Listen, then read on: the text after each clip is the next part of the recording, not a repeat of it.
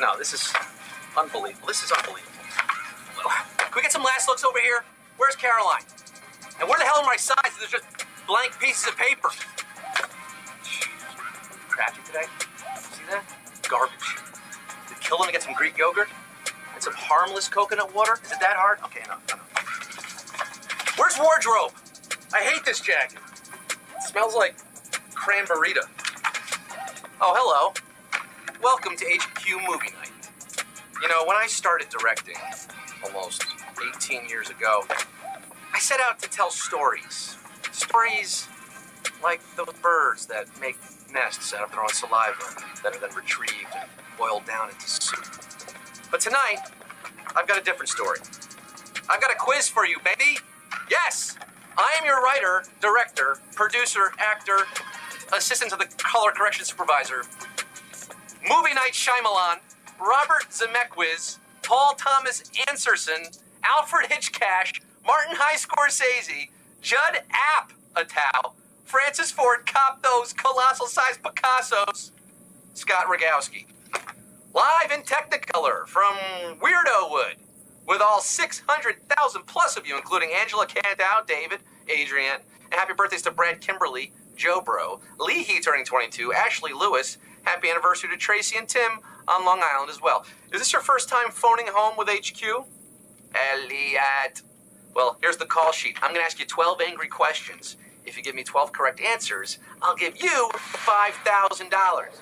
Well, you split that with all the other winners. So it'll likely be a smaller amount, but hopefully enough to buy a movie ticket with a senior discount. I love the smell of trivia in the evening. HQties, I think this is the beginning of a beautiful friendship. All right, let's get quiet on the set. Places, people. Places. Let's go back to one. Pictures up. Boom in the shot. Come on, we went through this in blocking. Get the boom out of there. Sound speeding. Marker. I said soft sticks. And action. Q1. Which of these films features a big ol' iceberg? Rocky, The Sixth Sense, or Titanic? Get this chair out of here. Did we get a PA? Now, Rocky features a small-time boxer in a leather jacket and wool fedora. Sixth Sense features little old Haley Joel and a ghostly Bruce Will. But Titanic? That's the one with the ice, baby. Is there anyone there? Yes, what you see? Iceberg, right ahead! Thank you. Abolish icebergs. Yes. Titanic is your answer here. 662,416. Feeling like king of the world tonight. The rest going down with the ship. Q2. Which of these is a real character in the Star Wars films? Spock, Kylo Ren, or Katie Heron? Star Wars, nothing but Star Wars. Give me those Star Wars, don't let them end. This question really separates the Trekkies from the Wookiees. Spock, there it is, Spock is Trek. Shirtless Kylo Ren is Star Wars. And Katie is Mean Girls. 546,918 saying, beam me up, Scotty. No, that's Trek. Into the garbage chute, HQties. At Q3. According to the end credits of Harry Potter and the Goblet of Fire, which creatures were not harmed? Wizards, dragons, or hobbits?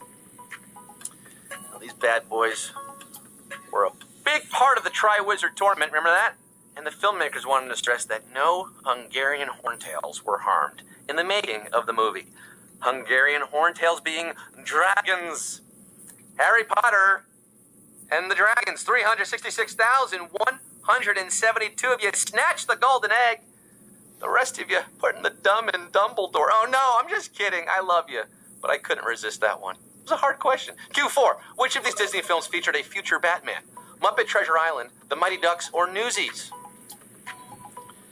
Before he was doing that super corny Bat voice, I am Batman, and battling Tom Hardy and his super corny Bane voice, Christian Bale was just a fresh-faced newsie trying to sell papers and dreaming about Santa Fe.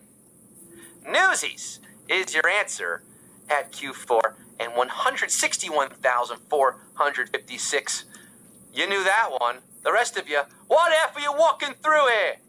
What the F is up with you? What effing don't you understand? That's Christian Bale going nuts.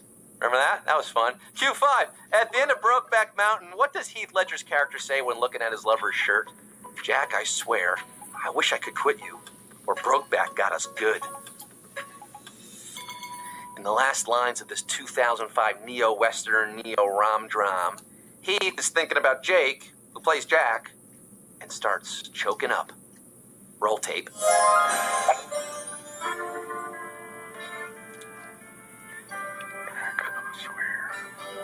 If you're not crying right now, you don't have a soul.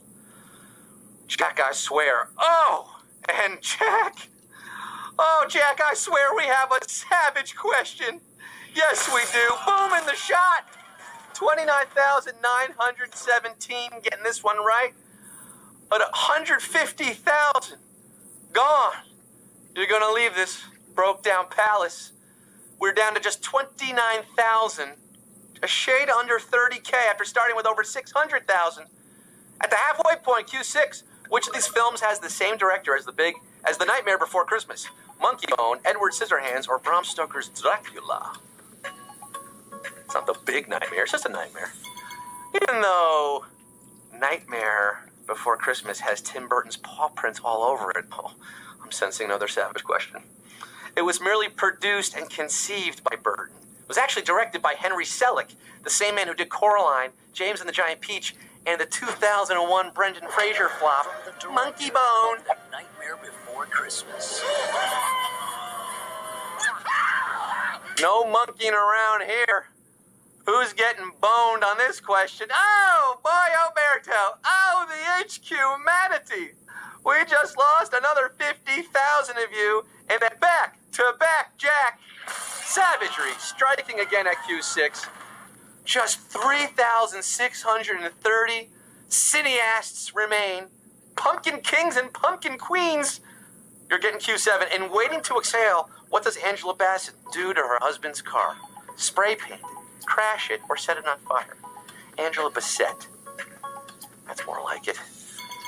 In this game-changing movie directed by Forrest Whitaker, Angela Bassett sets her philandering husband's car and personal possessions on fire. Arson has never looked cooler. His car is on fire! 7,116 of you can just relax. You're doing fine. Breathe. Exhale. We're waiting for Q8. Okay, let's not wait for it. Give it to me. The final music performance in Pitch Perfect samples a song made famous by which film? Back to the Future, The Breakfast Club, or Dirty Dancing? It's the movie that started Acapella Mania in 2012 and spawned 2 more movies. In the original, Anna Kendrick and the Bellas wail on a medley of Price Tag, Give Me Everything Tonight, and Simple Minds, Don't You Forget About Me. From The Breakfast Club, of course. Don't mess with the bull, young man. You'll get the horns. Breakfast Club's your answer. 4,903 of you are fist pumping along with Judd Nelson. On to Q9. Which of these films stars an actor who once gave a 5-word Oscar acceptance speech? Home Alone, In and Out, or Junior? When it comes to short and sweet speeches, it's hard to beat. It's my privilege. Thank you. But that's what you get from the short and sweet Joe Pesci, who won the Best Supporting Actor Award for 1991's Goodfellas. He was also one half of the Wet Bandits in Home Alone, baby. Ooh, split up pretty good here. 1,818 of you got this right. You're funny. Funny how? Funny how? Funny like a clown?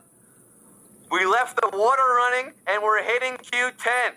Which of these movies featured a breakout character based on the host of Diners, Drive-Ins, and Dives? Anchorman, Bridesmaids, or The Hangover? Diners, Drive-Ins, and Dives. She had been working for years before hitting it out of the park in this 2011 wedding party romp with a role that Melissa McCarthy says to be based on the inimitable Guy Fieri. I'm a very hungry baby. Well, I guess he's not so inimitable. Melissa imitated him pretty well right there. 698 of you getting this one right. Bridesmaids is your answer, and we are heading to Flavor Town. And Q11, the penultimate question. the first actor to refuse an Oscar, voiced a character in what animated film? Rescuers Down Under, The Transformers, or Mulan? Started with over 500,000, down to just 698. You're going to win some good money tonight, baby. 1986's Transformers movie, the animated one, memorably featured Orson Welles, but he never turned down an Oscar or a bottle of Paul Masson. But George C. Scott rejected the awards, calling the whole thing a goddamn meat parade. Good thing he didn't win one for Rescuers Down Under.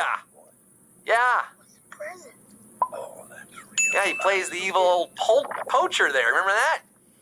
We're going down to Q12 with 330 H-cuties, punch drunk, but still standing here. You've made it so close.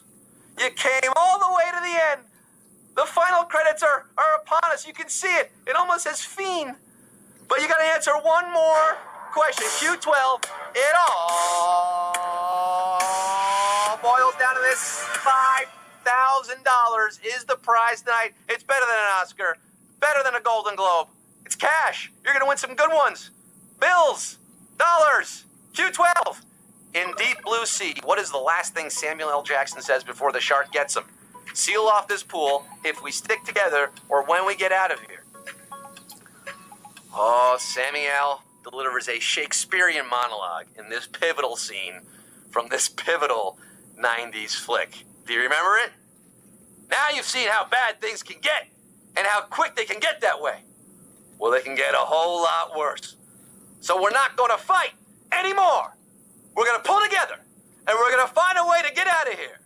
First, we're going to seal off this pool, and then it gets eaten by the shark. And 73 of you on the Savage Q12 are our winners, baby!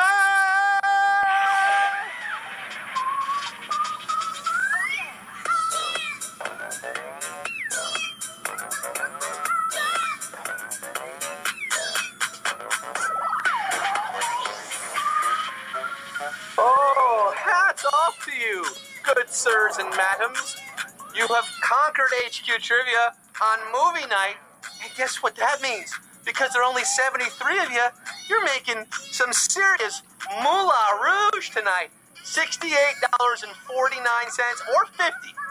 Going to get a free life. All right, maybe you used an extra life tonight.